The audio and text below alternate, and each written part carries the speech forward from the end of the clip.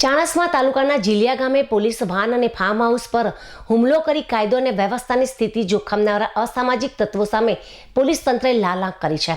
આ ઘટનાના CCTV footage સામે આવ્યા બાદ ત્વરિત એક્શન લેતા પોલીસે 18 જેટલા આરોપીઓને ઝડપી પાડ્યા હતા।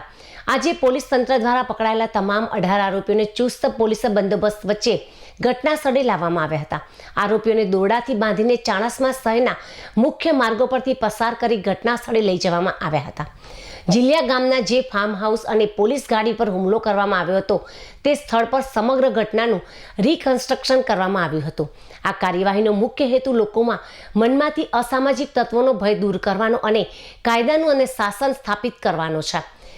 પોલીસ વાન પર હુમલો કરનારાઓને જડબાતોડ જવાબ આપીને સંદેશ આપવામાં આવ્યો છે કે કાયદો હાથમાં લેનાર કોઈપણ વ્યક્તિને બક્ષવામાં આવશે નહીં। પોલીસ દ્વારા કરવામાં આવેલી આ કડક કાર્યવાહી જોવા માટે ચાણસ્મા શહેર અને જીલિયા ગામના લોકોના ટોળેટોળા ઉમટી પડ્યા હતા।